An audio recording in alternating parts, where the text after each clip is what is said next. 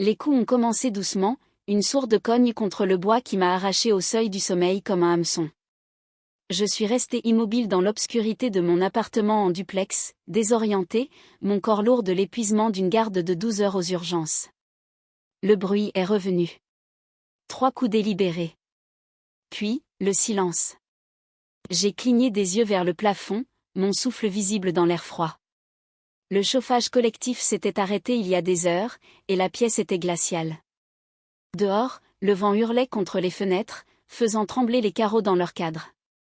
Le bulletin météo avait averti d'une tempête hivernale, les températures chutant sous les 0 degrés Celsius, le ressenti glacial poussant vers -6 degrés Celsius. Les coups ont repris. Plus fort, maintenant. Plus urgent. J'ai jeté les couvertures et ma peau s'est hérissée instantanément. Le sol était de la glace sous mes pieds nus tandis que je trébuchais vers la porte, attrapant mon téléphone sur la table de chevet. L'écran affichait 4h32, en chiffres blancs. Mon cœur a accéléré le rythme, personne ne frappe à cette heure-là pour de bonnes nouvelles. J'ai allumé la lumière du porche et j'ai tiré la porte. Puis j'ai figé. Axel se tenait sur le pas de ma porte, sa silhouette donze penchée en avant sous le poids de sa petite sœur sur son dos. Les petits bras de Léa étaient lâchement enroulés autour de son cou, sa tête ballante contre son épaule. Le visage d'Axel était d'un blanc d'os, ses lèvres teintées de violet, les yeux vitreux avec le regard absent d'une exposition sévère au froid. Il portait un pyjama long, trempé aux genoux, des baskets sombres de glace fondue, sans chaussettes. Une serpillière de garage sale, le genre que les mécaniciens utilisent pour recueillir les gouttes d'huile, était drapée sur ses épaules, incrustée de taches de graisse et rigidifiée par l'air glacé. Léa ne bougeait pas. Ma formation a pris le dessus avant que la pensée consciente ne puisse suivre. J'ai d'abord enregistré la cyanose, ses lèvres et ses ongles étaient bleu-gris. Sa poitrine se soulevait et s'abaissait par des mouvements rapides et superficiels, chaque respiration étant accompagnée d'un stridor rude qui sonnait comme de l'air forcé à travers une paille. Elle portait une chemise de nuit de princesse rose, fine comme du papier de soie, mais le manteau d'hiver lourd d'Axel avait été enveloppé autour de son petit corps. Il lui avait donné son manteau. Entrez, maintenant. Ma voix est sortie calme, clinique. J'ai tendu la main vers Léa, la soulevant du dos d'Axel. Elle était effrayamment légère, sa peau froide et cireuse sous mes doigts. Les jambes d'Axel ont fléchi à l'instant où le poids l'a quitté, et il s'est effondré sur le sol dans un tas désossé, ses jambes trop engourdies pour le soutenir. J'ai porté Léa jusqu'au canapé, l'allongeant tandis que mon esprit parcourait les protocoles comme une checklist. Hypothermie. Sévère. Température centrale probablement inférieure à 35 degrés Celsius. Détresse respiratoire, possible laryngite striduleuse, possible pneumonie, voie respiratoire compromise. J'ai attrapé toutes les couvertures à portée de main, l'enveloppant soigneusement, évitant les extrémités. Réchauffer le centre d'abord. Réchauffer les artères. Le réchauffement rapide des membres gelés pourrait renvoyer du sang-froid vers le cœur et déclencher un arrêt cardiaque. Sa respiration s'aggravait. J'ai couru à la salle de bain, ouvrant brusquement l'armoire où je gardais mes fournitures médicales personnelles, une habitude prise après des années de garde de nuit et d'urgence. Le nébuliseur était toujours dans sa boîte, non ouvert. Je l'avais acheté 6 mois auparavant lorsqu'une famille de patients n'avait pas les moyens de s'en offrir un. Je n'aurais jamais pensé en avoir besoin pour ma propre nièce. Mes mains tremblaient tandis que j'assemblais le masque, remplissais la chambre de sérum physiologique et l'ajustais sur le petit visage de Léa. La machine a vrombie, de la brume s'écoulant dans ses voies respiratoires. Son stridor s'est légèrement atténué, le sifflement désespéré baissant d'une demi-octave. Axel était toujours sur le sol près de la porte, recroquevillé sur le côté. Tremblant si violemment que ses dents claquaient. J'ai attrapé mon téléphone, les mains tremblantes maintenant non pas de froid, mais d'une rage si pure qu'elle ressemblait à de l'eau glacée dans mes veines. J'ai composé le 15, SAMU, et mis le haut-parleur, mes doigts se déplaçant déjà vers Léa pour ajuster l'angle du nébuliseur. 15, quelles sont les urgences? Ici infirmière Héloïse Dubois. Numéro d'immatriculation d'infirmière. Ma voix était lisse comme du verre, professionnelle. Je signale 2 urgences médicales pédiatriques à une résidence privée. Négligence grave présumée. J'ai besoin d'une ambulance et de la police immédiatement. 2 enfants, âgés de 11 et 7 ans. Hypothermie, l'une avec détresse respiratoire aiguë. L'adresse est 47, rue des Tilleuls, appartement B. Une ambulance est dépêchée. Restez en ligne. J'ai posé le téléphone et me suis tournée vers Axel. Ses yeux me suivaient mais il ne pouvait pas parler, sa mâchoire bloquée par le froid. Je l'ai tiré loin de la porte, l'ai enveloppé dans ma couette, l'ai serré autour de son torse. Puis je suis allée à la cuisine, j'ai attrapé la brique de lait au chocolat dans le réfrigérateur, j'ai versé dans une tasse et l'ai mise au micro-ondes pendant 40 secondes. Pas trop chaud. Juste assez chaud pour réchauffer son centre de l'intérieur sans lui ébouillanter la gorge. Le micro-ondes a bipé. J'ai testé la température sur mon poignet, chaude, mais pas brûlante, et je l'ai apportée à Axel avec une paille. Il a pris de petites gorgées, ses mains trop raides pour saisir la tasse. Chaque gorgée faisait tordre son visage de douleur tandis que la chaleur rencontrait les tissus gelés. Je me suis agenouillée à côté de lui, une main tenant la tasse, l'autre vérifiant le pouls de Léa, faible et rapide, mais là, mon cerveau cataloguait les blessures avec un détachement clinique. Engelure sur les orteils d'Axel, visible à travers les trous de ses baskets trempées. Malnutrition, les 2 enfants étaient en insuffisance pondérale, les pommettes trop proéminentes, les yeux enfoncés. Les ongles de Léa étaient sales, déchiquetés. Les cheveux d'Axel étaient emmêlés, gras. C'étaient les enfants de mon frère, Jérôme. Jérôme et Jeanne vivaient dans une villa à La Baule. 5 chambres. Plancher chauffant. Une cave à vin coûteuse. Et ils avaient envoyé leurs enfants dehors dans une tempête hivernale en pyjama. Ma main s'est serrée sur la brique de lait jusqu'à ce qu'elle se froisse légèrement. Axel a tressailli, et je me suis forcée à relâcher ma poigne. Ce n'était pas le moment. Plus tard, il y aurait du temps pour la rage. Pour l'instant, j'étais infirmière. Pour l'instant, ces enfants avaient besoin de moi calme. Les sirènes ont déchiré le vent dehors, lointaines au début, puis plus fortes, les lumières rouges et bleues balayant mes fenêtres. J'ai regardé Axel, toujours enveloppé dans ma couette, ses yeux anciens sur son visage d'enfant. Ses yeux avaient trop vu, trop compris. Il ne contenait aucune surprise d'être ici, aucune confusion. Juste une résignation lasse qui brisait quelque chose dans ma poitrine. Les ambulanciers allaient poser des questions, la police allait poser des questions, et je répondrais à chacune d'elles, parce que ce n'était pas fini. Ce n'était que le début. Les portes de l'ambulance se sont refermées derrière nous avec une finalité métallique qui a résonné dans ma poitrine. Léa gisait attachée au brancard, son petit visage obscurci par un masque à oxygène embué à chaque respiration laborieuse. Le sifflement rythmique de l'air comprimé remplissait l'espace exigu tandis que l'ambulancier ajustait le débit, ses mains gantées se déplaçant avec une efficacité de routine. J'étais assise sur le banc à côté d'Axel, ma main enroulée autour de sa plus petite. Ses doigts étaient toujours froids malgré les couvertures thermiques qui l'entouraient. Le garçon fixait le plafond de l'ambulance, ses yeux suivant les bandes LED au-dessus avec cette même platitude déconcertante que j'avais vue à ma porte. « Peux-tu me dire ce qui s'est passé cette nuit ?» J'ai gardé ma voix basse, clinique, le même ton que j'utilisais pour soutirer des informations à des patients traumatisés qui avaient besoin de parler mais ne pouvaient supporter d'être poussés. La gorge d'Axel a travaillé. Pendant un instant, j'ai cru qu'il ne répondrait pas. Puis ses lèvres se sont entr'ouvertes, et les mots ont commencé à se déverser dans ce même murmure monotone qui me donnait la chair de poule. Maman et papa sont partis à 17h. Il y avait une fête. L'inauguration d'un casino. Papa a dit qu'il devait éviter le front froid. Il s'est arrêté, déglutissant. Ils nous ont dit de commander une pizza et d'aller au lit à 21h. Les mains de l'ambulancier se sont immobilisées pendant une demi-seconde sur la perfusion de Léa avant de reprendre leur travail. J'ai senti ma mâchoire se serrer mais j'ai gardé mon expression neutre. À 22h, on a remarqué qu'il n'y avait plus de neige à l'intérieur. J'ai mis mon pyjama et mon manteau d'hiver et je suis allée chercher dans le jardin. Léa devait attendre dans le salon. Sa voix s'est légèrement brisée. Elle est devenue impatiente. Elle n'avait que sa chemise de nuit et cette veste fine.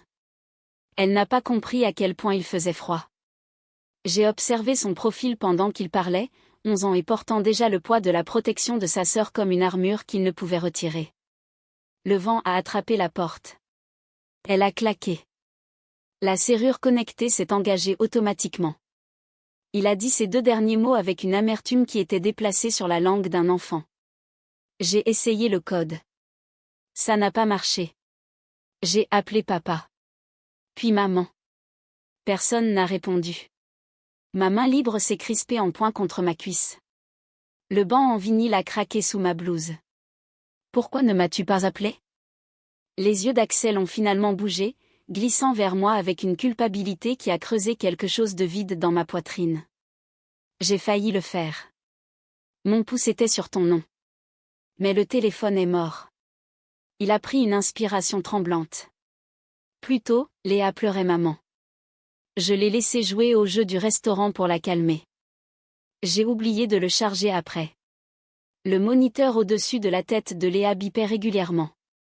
Chaque son marquait une autre seconde que ses enfants avaient survécu malgré la défaillance de chaque système conçu pour les protéger. Ce n'est pas ta faute, mon grand. J'ai serré sa main plus fort, sentant les os fragiles sous sa peau. Rien de tout cela n'est ta faute. Son expression n'a pas changé, mais ses doigts ont serré les miens en retour avec une force surprenante. Nous sommes allés au garage. Il y avait un tapis, vieux et poussiéreux, mais je me suis enveloppée dedans. J'ai donné mon manteau à Léa. Elle en avait plus besoin. Il parlait plus vite maintenant, comme s'il poussait les mots dehors avant qu'ils ne puissent se coincer dans sa gorge. La température a chuté. Elle n'a cessé de chuter. Le garage n'est pas chauffé. C'est descendu à la même température qu'à l'extérieur. -5 degrés. L'ambulancier a émis un bruit faible qui aurait pu être un juron ou une prière. Je ne pouvais pas dire lequel. Après ce qui a semblé une longue période, Léa a commencé à siffler. Mal. Vraiment mal. Je savais que si on restait là, elle mourrait. La voix d'Axel s'est finalement brisée, craquant sur ce dernier mot comme de la glace sous pression. Alors je l'ai prise, et j'ai marché. À travers la forêt. Le raccourci vers chez toi. 1,5 kilomètre. Le sol était gelé et l'air était humide et ça n'arrêtait pas de prendre notre chaleur et de prendre notre chaleur et... Tu l'as sauvé. Ma voix est sortie plus rauque que prévu. Tu as sauvé vos 2 vies. J'ai entendu un reniflement à l'avant de l'ambulance. L'ambulancier s'est détourné, soudain très concentré sur la vérification d'un équipement qui n'avait pas besoin d'être vérifié. Mes propres yeux me brûlaient mais j'ai cligné des yeux pour chasser la chaleur. Il y aurait du temps pour ça plus tard. Pour l'instant, Axel avait besoin de moi calme. L'ambulance est entrée dans la baie de l'hôpital général Saint-Jacques à 5h30, les mêmes lumières fluorescentes sous lesquelles j'avais travaillé pendant 12 heures la veille me saluaient maintenant de l'autre côté. Léa a été immédiatement emmenée aux soins intensifs, une équipe d'infirmières que je reconnaissais entourant son brancard. Axel a été transféré dans un fauteuil roulant, ses pieds gelés trop endommagés pour supporter son poids.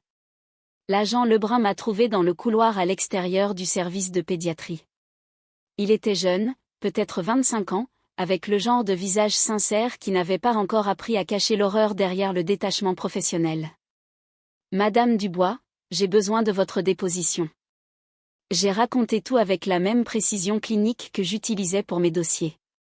La température de leur peau, la couleur des lèvres de Léa, la chronologie qu'Axel m'avait donnée. Le stylo de Lebrun se déplaçait sur son bloc-notes avec une pression croissante, la pointe déchirant presque le papier au moment où j'ai terminé. Et les parents? Sa voix était devenue plate. Où sont-ils maintenant? Je ne sais pas. Ils sont partis pour l'inauguration d'un casino à 17h. Pour autant que je sache, ils n'ont pas encore été contactés. Quelque chose de froid a bougé derrière ses yeux. Nous allons les trouver. À 8h du matin, alors que je surveillais Axel qui se reposait, j'ai entendu le claquement sec de talons sur le linoléum. Je me suis tournée pour voir une femme d'une 50aine d'années s'approcher, son blazer anthracite repassé à la perfection malgré l'heure matinale. Des lunettes sans monture reposaient sur un nez étroit, et ses yeux me parcouraient avec la même qualité d'évaluation que j'utilisais pour le triage des patients. Madame Dubois? Elle ne m'a pas tendu la main. Carla Lefebvre, de l'aide sociale à l'enfance, ASE. Mon estomac s'est noué.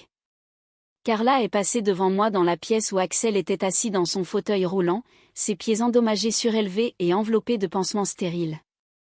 Elle l'a observé avec la précision détachée de quelqu'un qui effectue un inventaire, son regard cataloguant chaque blessure visible, chaque signe de négligence. Son stylo a gratté sur un carnet en cuir. Après ce qui a semblé 1 heure mais n'était probablement que 3 minutes, elle s'est tournée vers moi. Madame Dubois. Je suis Carla Lefebvre de l'ASE. Sa voix ne portait aucune chaleur, aucune sympathie, seulement le poids de l'autorité bureaucratique. Actuellement, les enfants sont placés sous protection d'urgence. Je dois effectuer une étude de votre domicile demain. Notre priorité est le placement familial, mais les réglementations de sécurité sont strictes. Elle s'est arrêtée, et ses yeux froids m'ont cloué sur place. Si votre maison ne répond pas immédiatement aux normes de sécurité et d'hygiène, les enfants seront placés dans le système de foyer d'accueil dès leur sortie. Les mots ont frappé comme un coup physique. Mon duplex était petit, encombré par le chaos d'une infirmière travaillant 60 heures par semaine. Je n'avais pas de meubles pour enfants, pas de serrure de sécurité sur les armoires, pas de fonds pour transformer mon espace en quelque chose de convenable pour 2 enfants traumatisés qui venaient de survivre à la pire nuit de leur vie. Mais je ne pouvais pas la laisser voir cette panique. J'ai forcé ma colonne vertébrale à se redresser, canalisant chaque once du sang-froid qui m'avait porté à travers les codes, les traumatismes et les patients qui se vidaient de leur sang sur les tables. Je m'en occupe. L'expression de Carla n'a pas changé. Elle a simplement hoché la tête, fait une autre note, et s'est éloignée avec ce même claquement précis de talons. Je suis restée dans le couloir de l'hôpital alors que le soleil commençait à se lever quelque part au-delà de ces murs que je ne pouvais pas voir. Autour de moi, les bruits familiers du changement de poste du matin résonnaient, pas, moniteur qui bipait, le murmure discret des transmissions. J'avais fait partie de ce rythme pendant des années. Maintenant, j'étais à l'extérieur, regardant à l'intérieur. Dans ce bâtiment, ma nièce se battait pour chaque respiration tandis que mon neveu était assis dans un fauteuil roulant, ses jambes toujours engourdies et sans sensation. Quelque part là-bas, mon frère et sa femme digéraient le champagne et les pertes de roulettes, inconscients que leurs enfants avaient failli mourir de froid. Et demain, une femme avec des lunettes sans monture et un carnet en cuir jugerait si j'étais digne de garder ses enfants en sécurité. J'avais moins de 24 heures pour devenir quelqu'un que je n'étais pas sûre de savoir comment être. Les lumières fluorescentes bourdonnaient au-dessus, indifférentes au poids qui s'installait sur mes épaules. J'ai sorti mon téléphone, cataloguant déjà mentalement ce que je possédais que je pouvais vendre, à quelle vitesse je pouvais le faire, si ce serait suffisant. Cela devait être suffisant. Je me suis retournée vers la chambre d'Axel, redressant mes épaules contre la tâche impossible à venir. Le couloir s'étirait devant moi, stérile et sans fin, et j'ai avancé quand même. Le téléphone dans ma main a vibré avec une notification que j'attendais, une réponse du prêteur sur gage de la rue de l'Hôtel-Dieu. Il prendrait le collier de diamants que ma grand-mère m'avait laissé. Ils m'ont également dit que je pouvais apporter le collier plus tard cet après-midi pour qu'ils puissent l'évaluer en personne et finaliser le prix. J'ai fixé l'écran, la lumière bleue lavant mon visage dans le couloir avant l'aube, et je n'ai rien ressenti. Ni deuil, ni regret, juste l'arithmétique froide de la survie. J'ai glissé le téléphone dans la poche de ma blouse et je me suis retournée vers la chambre d'Axel. À travers la petite fenêtre de la porte, je pouvais le voir dans le fauteuil roulant, ses pieds bandés posés sur les repose-pieds, fixant le mur avec ses yeux anciens. Un enfant qui avait porté sa sœur mourante à travers une forêt gelée ne devrait pas ressembler à ça, vide, en attente, résigné à tout ce qui allait arriver. Je ne le laisserai plus attendre.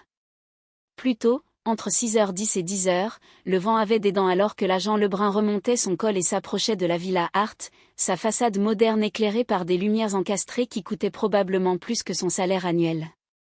Des capteurs de mouvement ont clignoté, illuminant l'allée incurvée où une Tesla était couverte de givre. Lebrun a appuyé sur la sonnette vidéo. Un carillon doit résonner quelque part à l'intérieur de la maison caverneuse. Il a attendu 10 secondes, puis a appuyé à nouveau. Le petit objectif de la caméra au-dessus du bouton a clignoté en rouge enregistrement. Monsieur Hart ? Ici l'agent Lebrun du commissariat. Nous avons confirmé qu'il n'y a pas de tuteur à cette adresse pendant des conditions météorologiques dangereuses. Vos enfants sont en soins d'urgence à l'hôpital général Saint-Jacques. Il a fait une pause, laissant les mots s'enfoncer dans l'appareil qui capturait cet instant. Vous êtes prié de vous présenter immédiatement pour parler avec l'aide sociale à l'enfance. Tout retard sera enregistré comme abandon d'enfant. Silence. Juste le sifflement du vent à travers les colonnes décoratives flanquant l'entrée.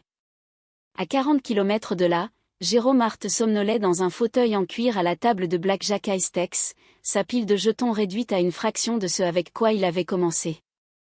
Jeanne était quelque part près des machines à sous, son 5e martini la faisant rire trop fort à propos de quelque chose qui n'était pas drôle. La notification lui a noué l'estomac avant même qu'il ne l'ouvre. Mouvement porte d'entrée détecté. Il a tâtonné avec son téléphone, le laissant presque tomber. L'application se chargeait lentement, toujours lentement, quand on en avait besoin rapidement. Puis le flux est apparu. 2 policiers en uniforme debout sur son porche, l'un parlant directement à la caméra. Il n'a pas entendu l'audio. Pas besoin. La posture rigide, les gestes officiels, la voiture de patrouille visible dans l'allée, il savait exactement ce que c'était. Jeanne. Sa voix est sortie étranglée. Jeanne. Il faut partir. Maintenant. Elle a levé les yeux de son verre, du mascara maculé sous ses yeux. Quoi? On vient d'arriver. La police est à la maison. Son visage est devenu blanc sous le fond de teint qu'elle avait appliqué 12 heures auparavant. Le hall des urgences sentait le café brûlé et l'anxiété. Je venais de finir de vérifier mon compte bancaire en ligne, calculant à quelle vitesse je pouvais tout liquider, lorsque les portes automatiques ont éclaté à 9 heures précises. Jérôme est venu le premier. Son costume coûteux froissé comme s'il avait dormi dedans. Il avait dormi dedans. Ses cheveux étaient dressés sur un côté où il avait essayé de les lisser avec des doigts mouillés dans la voiture. La Rolex a attrapé la lumière fluorescente, brillant de manière obscène contre son poignet pâle. Jeanne a trébuché derrière lui, portant toujours sa robe de soirée de la veille. La soie traînait sur le sol, tachée le long de l'ourlet. Elle empestait le jean et la fumée de cigarette.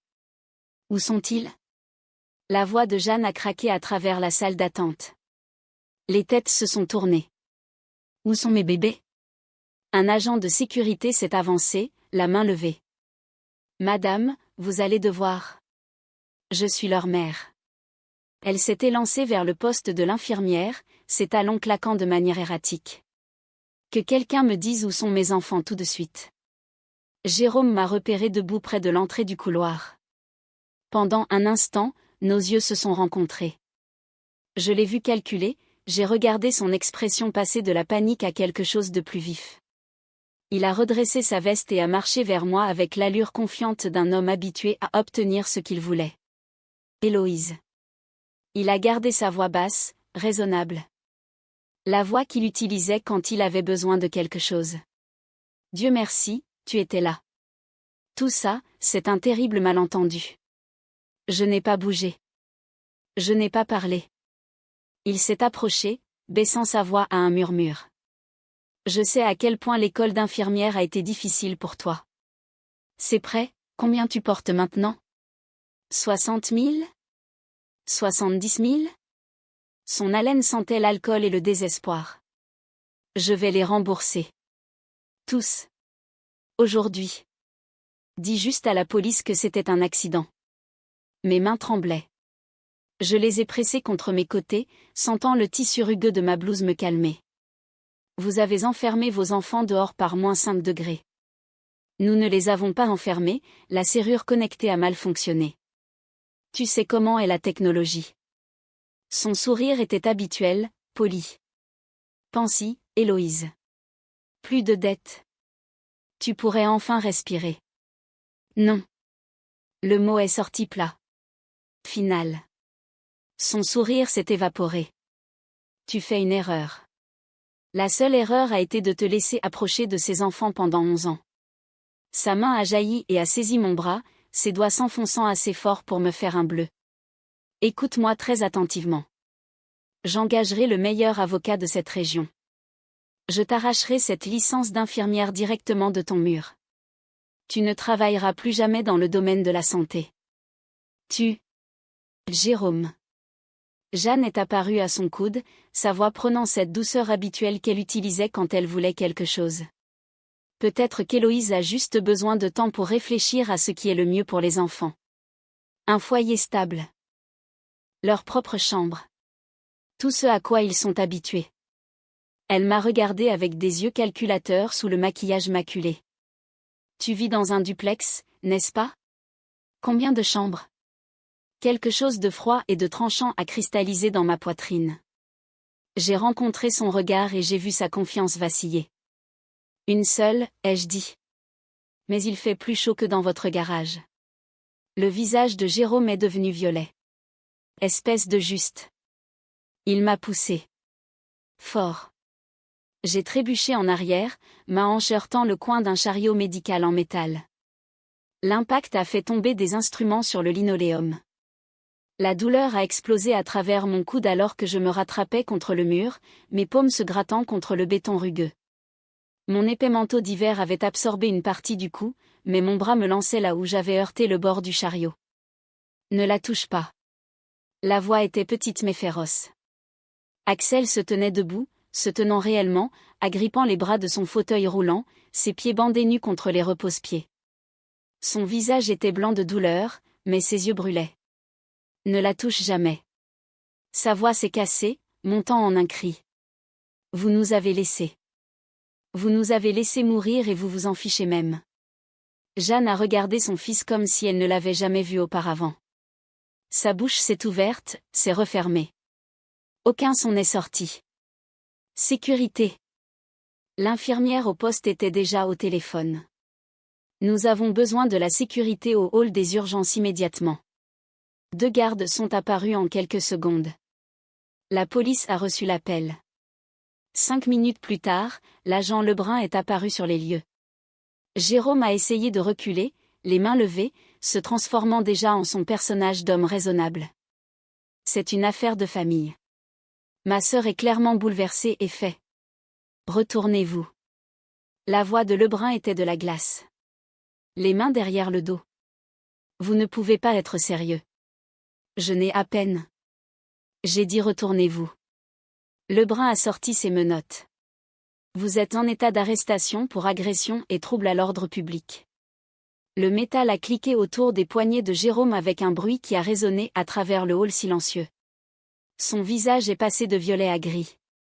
Jeanne a commencé à pleurer, de vraies larmes cette fois, ou une approximation convaincante. C'est insensé. Nous sommes venus ici inquiets pour nos enfants et elle essaie de nous piéger. Lebrun s'est tourné vers elle, son expression inchangée. Jeanne Hart, vous êtes également en état d'arrestation pour mise en danger d'enfants et trouble à l'ordre public. Il a fait un signe de tête à un autre agent qui était apparu. Lisez-leur leurs droits. Je suis resté contre le mur, berçant ma paume éraflée. Mon coude me lançait. Les agents ont conduit Jérôme et Jeanne vers la sortie. Jérôme a essayé de se retourner, a essayé de dire quelque chose, mais la main de Lebrun sur son épaule l'a maintenu en mouvement. Axel s'est enfoncé à nouveau dans son fauteuil roulant, son petit corps tremblant. Une infirmière s'est précipitée pour vérifier ses pieds, le grondant gentiment d'être resté debout. Il ne semblait pas l'entendre, il me regardait. Ça va? Sa voix était à peine un murmure. J'ai quitté le mur et j'ai marché vers lui, mes jambes instables, je me suis agenouillée pour que nous soyons à hauteur des yeux. Ma paume me piquait là où je l'avais éraflée, et je pouvais déjà sentir le bleu se former sur mon coude, mais rien de tout cela n'avait d'importance. Je vais bien, ai-je dit. Et toi? Il a hoché la tête. Puis, si doucement que je l'ai presque manqué. Merci. J'ai tendu la main et j'ai pris sa main, celle qui n'était pas accrochée à une perfusion, et je l'ai tenue doucement. Ses doigts étaient toujours froids. Derrière nous, les caméras de sécurité avaient tout capturé. L'hôpital était déjà en train de récupérer les images. Mon bras me faisait mal. Ma paume saignait. J'avais moins de 20 heures pour rendre mon duplex convenable pour 2 enfants que je connaissais à peine. Mais en regardant les portes automatiques se refermer derrière Jérôme et Jeanne, leurs vêtements coûteux et leurs promesses vides disparaissant dans la froide lumière du matin, j'ai ressenti quelque chose que je n'avais pas ressenti depuis des années. Je me sentais forte. Le lendemain matin est arrivé sous un manteau de lumière hivernale terne. À l'extérieur de la villa de Jérôme à 8h55, la maison semblait soigneusement stylisée, ce que Jeanne aimait appeler un symbole de leur niveau de vie. La berline de Carla s'est arrêtée précisément à 9h. L'agent Lebrun a suivi dans sa voiture de patrouille. Aucun des deux véhicules n'avait sa place dans ce quartier d'allées immaculées et d'arbres d'ornement. « Prête ?» a demandé Carla, sortant avec un porte-documents en cuir glissé sous son bras. L'agent Lebrun a entré le code d'urgence tiré du témoignage de Jérôme, ignorant que ce n'était pas le même code qu'Axel avait mémorisé. La porte a cliqué avec un joyeux carillon électronique, le même son qui avait scellé 2 enfants dehors par -5 degrés. Le foyer s'est ouvert sur un salon voûté. Des meubles en cuir italien formaient des angles droits parfaits autour d'une table basse en verre. Une cave à vin se dressait contre le mur du fond, rétroéclairée et à température contrôlée. Dans la cave se trouvaient 12 bouteilles de rouge, leurs étiquettes tournées vers l'extérieur comme de petits badges de sophistication.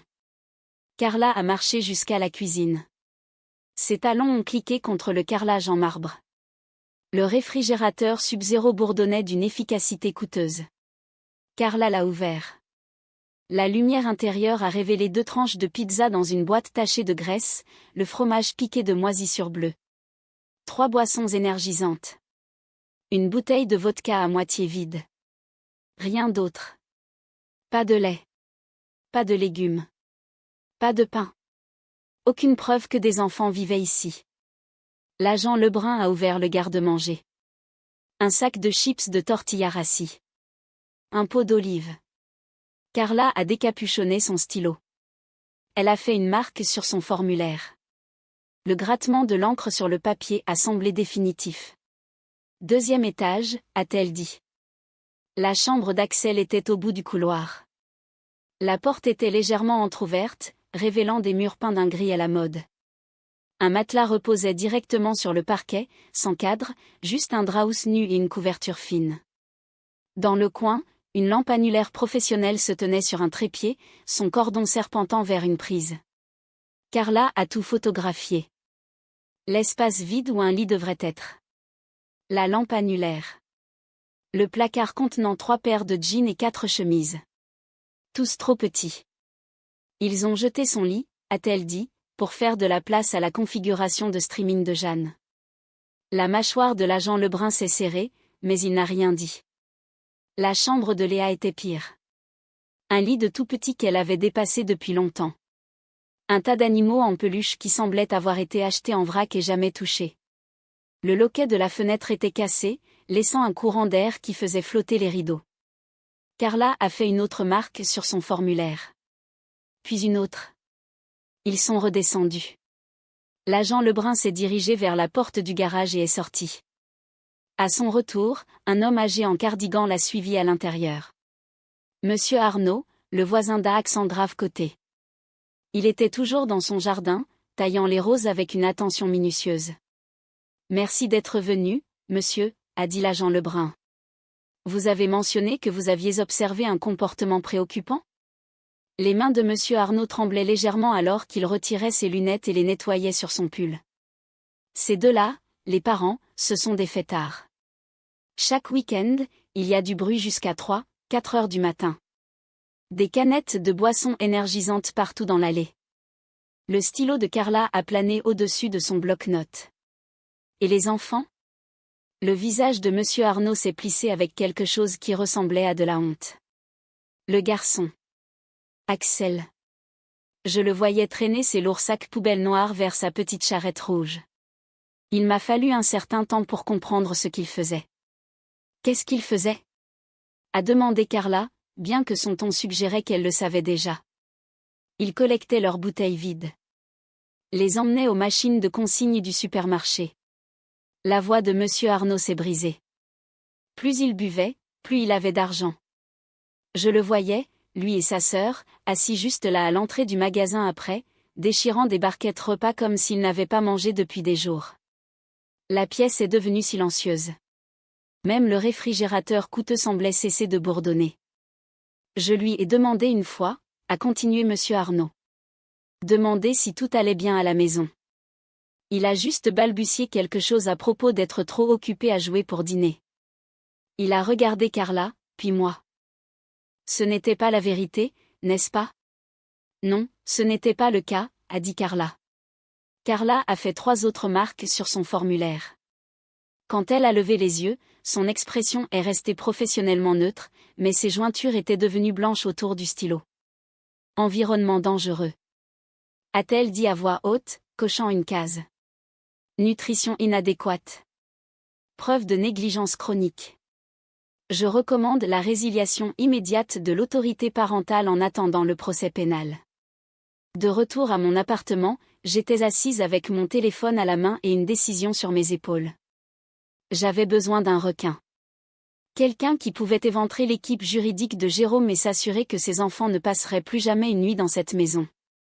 Le nom que tout le monde chuchotait avec une égale peur et respect était Maître Leclerc, l'avocat en droit de la famille le plus efficace de la région. Il ne perdait pas. Il ne venait pas non plus bon marché. Mais j'avais déjà commencé à me préparer pour ce combat.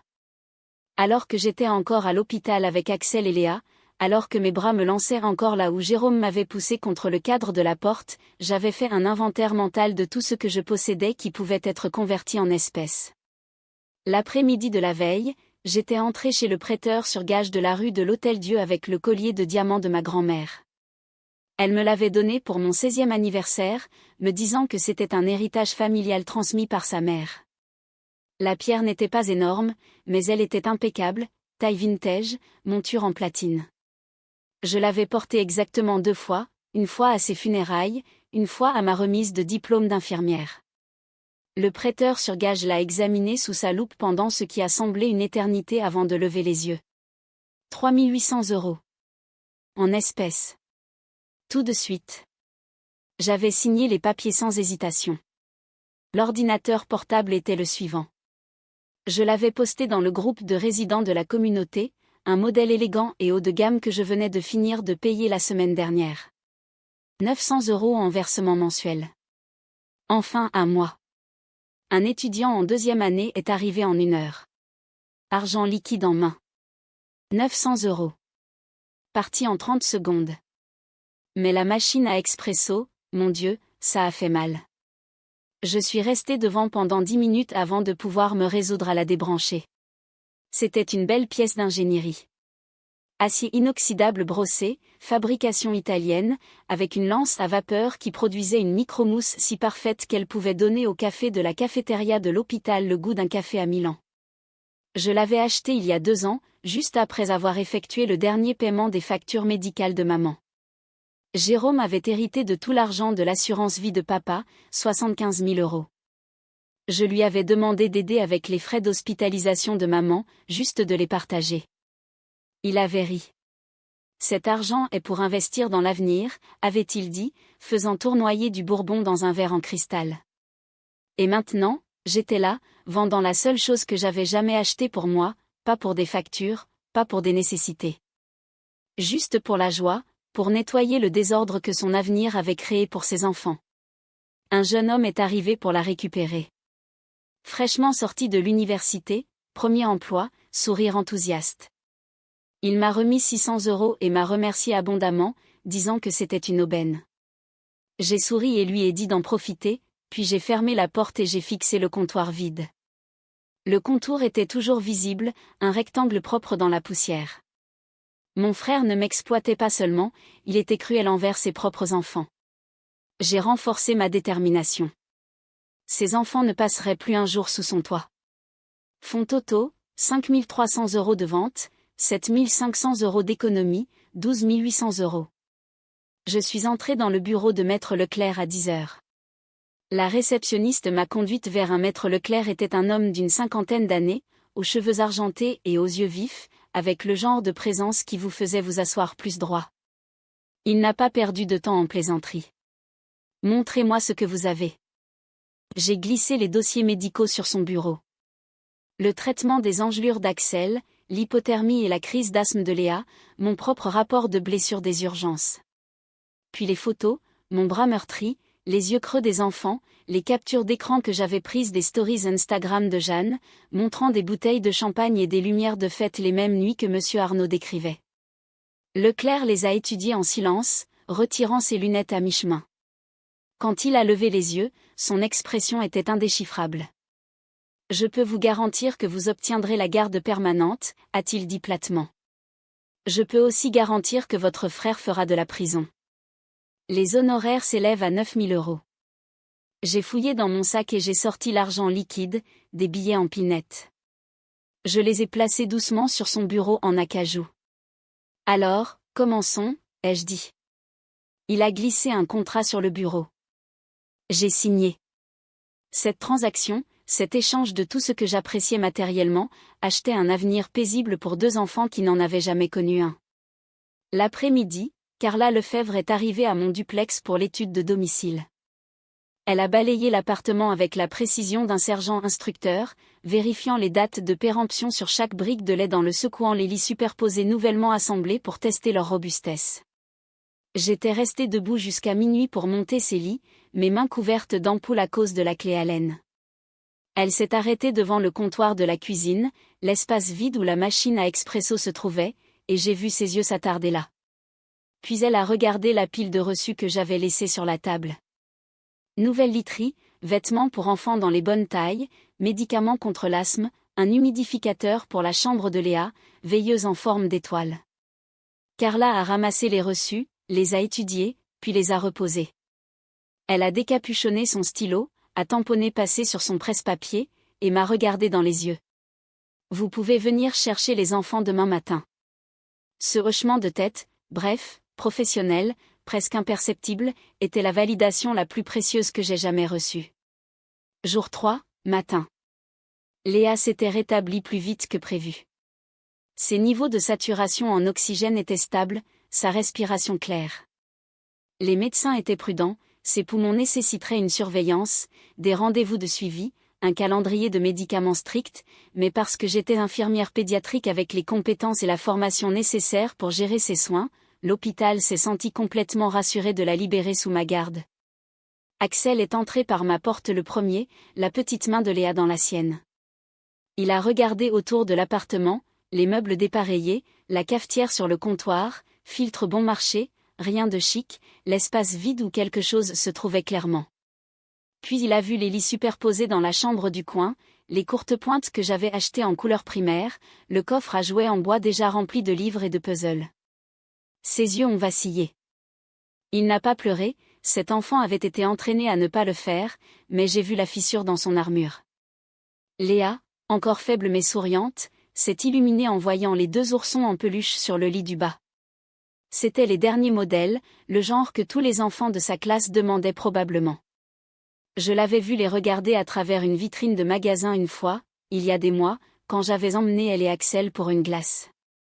Elle n'avait pas demandé, elle avait juste regardé. Maintenant, elle en avait 2.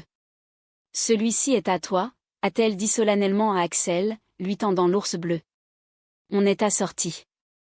Axel l'a pris, le serrant comme une bouée de sauvetage. Je me suis agenouillée, rencontrant leurs yeux. C'est la maison maintenant, aussi longtemps que vous en avez besoin, pour toujours, si c'est ce que vous voulez. Axel a regardé à nouveau le comptoir vide, puis m'a regardé. Il n'a rien dit, il n'en avait pas besoin. 2 semaines plus tard, Jeanne a été libérée sous caution. Maître Leclerc m'avait déjà notifié des conditions. Aucun contact avec les victimes ou les témoins, et aucune mention publique de l'affaire. C'étaient des mesures de protection standard, conçues pour protéger les enfants de tout traumatisme supplémentaire. Jeanne les a ignorées immédiatement. Ce soir-là, Axel faisait ses devoirs à la table de la cuisine quand mon téléphone a explosé de notifications. Instagram, Facebook, Twitter, Jeanne était passée en direct sur toutes les plateformes simultanément. J'ai ouvert le flux. Elle était assise dans le salon de la maison de sa mère, les yeux cerclés de maquillage rouge soigneusement appliqué pour simuler des pleurs. Les commentaires défilaient déjà, des milliers de ses abonnés, se connectant pour la performance. J'ai besoin de dire ma vérité, a commencé Jeanne, sa voix tremblante. J'ai été silencieuse trop longtemps, et je ne peux pas, laisser cela continuer. Mes enfants m'ont été enlevés par une femme jalouse et vindicative, qui a toujours ressenti mon bonheur. Mon estomac s'est noué. Ma belle-sœur, Héloïse, a-t-elle poursuivi, prononçant mon nom comme une malédiction, est une vieille fille solitaire et amère, qui ne pouvait supporter de me voir avec une famille aimante. Elle a attiré mes bébés avec des promesses de jouets et de friandises, puis a appelé les autorités avec des histoires de négligence fabriquée. L'incident du code de la porte ? Une simple erreur. Les enfants oublient des choses tout le temps. Mais elle l'a transformé en quelque chose de sinistre. Les commentaires se sont enflammés. Jeanne ne négligerait jamais ses enfants. C'est clairement une bataille pour la garde.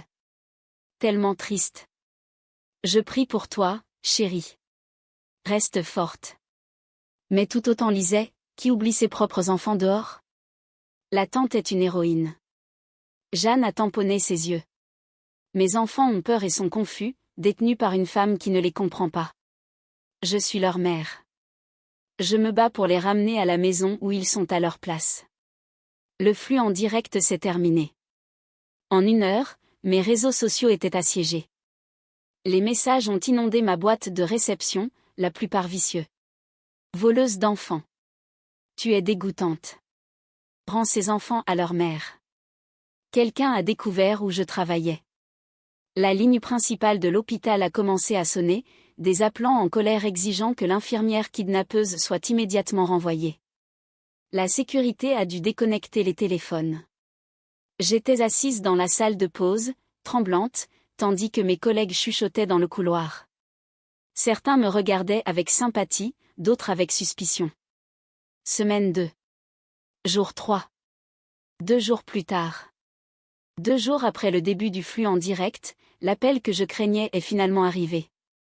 J'ai été convoquée immédiatement aux ressources humaines. J'ai marché dans les couloirs en ayant l'impression de me diriger vers mon exécution, certaine qu'ils allaient me laisser tomber pour éviter la responsabilité et la mauvaise presse. J'ai frappé à la porte du directeur des RH. Entrez, Héloïse. À l'intérieur, j'ai trouvé non seulement le directeur des RH, mais le docteur Moreau, chef de la médecine, l'homme qui m'avait embauché il y a 5 ans. Un épais dossier était posé sur le bureau entre eux. Je me suis assise, les mains jointes sur mes genoux, attendant le coup. Le docteur Moreau a parlé le premier. Nous avons examiné les dossiers d'admission à l'hôpital d'Axel et Léa Hart. Nous avons également examiné les images de sécurité des urgences, montrant l'agression physique de votre frère sur vous dans le couloir. Et nous avons vu la campagne sur les réseaux sociaux menée contre vous par Jeanne Hart. J'ai hoché la tête, la gorge serrée. Je comprends si vous avez besoin d'eux. Nous connaissons la vérité, a interrompu le directeur des RH. Son expression était d'acier. Nous savons que vous avez fait la bonne chose, et nous n'allons pas laisser une influenceuse avec une vendetta détruire la carrière de l'une de nos meilleures infirmières. J'ai cligné des yeux. Quoi ? Le docteur Moreau a glissé le dossier vers moi. Le service juridique de l'hôpital a préparé une contre-poursuite pour diffamation et calomnie. Jeanne Hart a fait des affirmations spécifiques et fausses sur votre caractère et votre conduite professionnelle. Elle l'a fait publiquement, à un public de plus de 100 000 personnes, causant un préjudice direct à cette institution et à vous personnellement. Nous avons des documents, des témoins et des preuves vidéo pour réfuter chaque affirmation qu'elle a faite. Nous allons l'enterrer, a ajouté le directeur des RH doucement. J'ai fixé le dossier, puis eux. Vous me soutenez ? Héloïse ? A dit le docteur Moreau, et sa voix était plus douce que je ne l'avais jamais entendue. Vous vous êtes dévouée à cet hôpital. Vous avez fait des doubles gardes, couvert les jours fériés, formé de nouveaux employés et sauvé d'innombrables vies. Quand votre mère était malade, vous n'avez manqué aucune garde. Vous êtes le genre d'infirmière autour de laquelle nous construisons un hôpital, alors oui, nous vous soutenons, sans équivoque. Tremblante. J'ai pleuré de soulagement. Il me protégeait. La dernière pièce du puzzle s'est mise en place l'après-midi suivant. Le SMS est venu d'un numéro inconnu alors que je donnais à Léa son traitement au nébuliseur. Vous ne me connaissez pas, mais j'étais à la fête la nuit où votre neveu et votre nièce ont été enfermés dehors. J'ai besoin de vous dire quelque chose à propos du code de la porte. Mon cœur s'est arrêté. Je suis sortie dans le couloir et j'ai appelé le numéro. Une femme a répondu, la voix étouffée, nerveuse. Je ne peux pas donner mon nom, a-t-elle dit, mais j'étais amie avec Jeanne, et après l'avoir vue sur ce flux en direct, mentir effrontément, je ne pouvais pas rester silencieuse. Que s'est-il passé?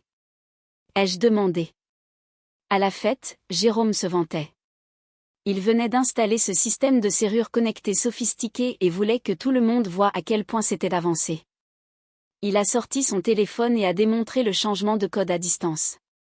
Il a fait tout un plat de sa sécurité, de la façon dont il pouvait le contrôler de n'importe où. Tout le monde a fait « Oh waouh » et il a adoré l'attention. Il était ivre, tellement fier de lui, et puis il a juste continué à boire. Je ne pense pas qu'il ait jamais envoyé le nouveau code à Axel. Je me suis assise lourdement sur le sol du couloir. Ce n'était pas un accident. Ai-je murmuré. Non, a dit la femme. C'était de la négligence née de l'arrogance. Je suis désolée. J'aurais dû dire quelque chose plus tôt. Vous le dites maintenant, lui ai-je répondu. C'est ce qui compte.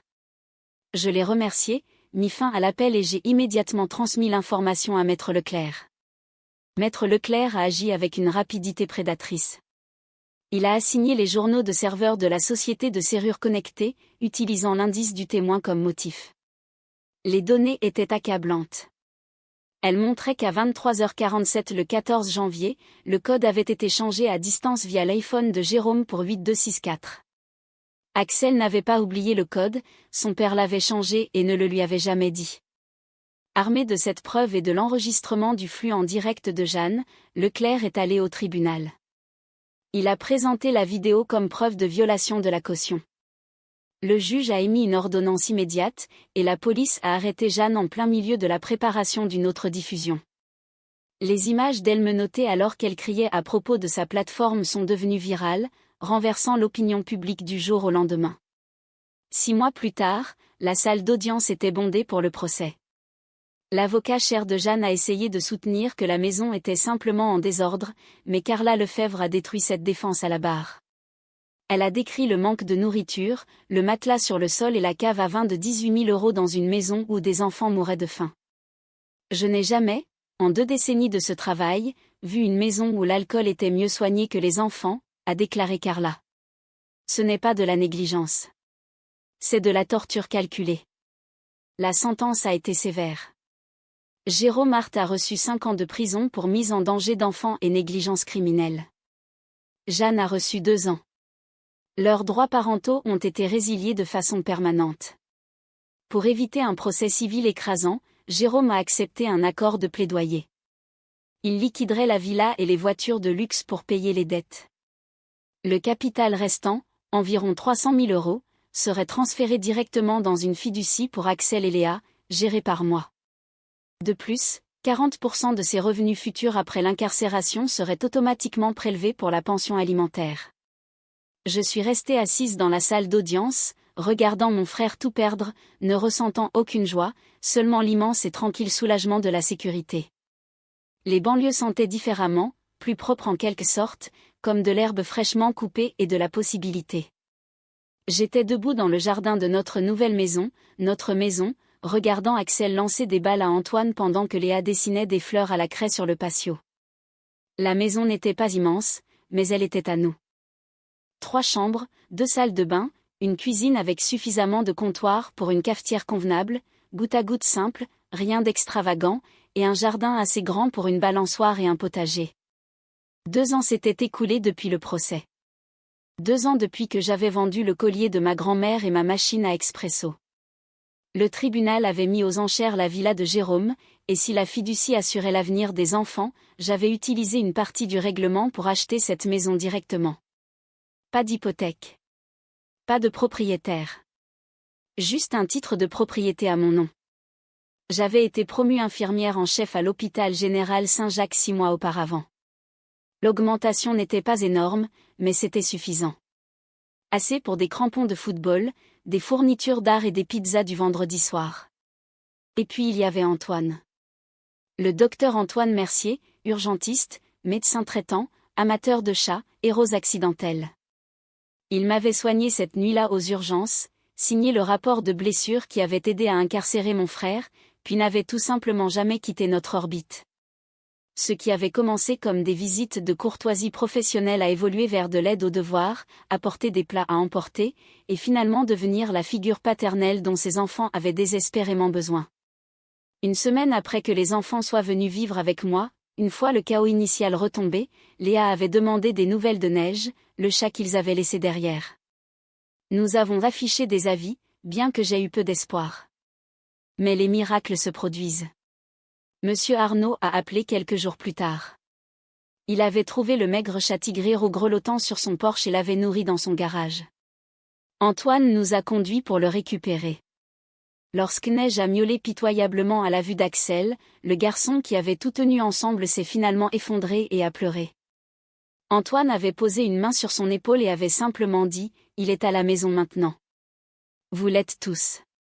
Maintenant, Neige était gras et gâté, dormant dans les rayons de soleil et exigeant des friandises. Axel avait 13 ans, plus grand et jouant arrêt court avec une courbe redoutable. Les cicatrices d'engelure sur ses doigts s'étaient estompées en fines lignes blanches.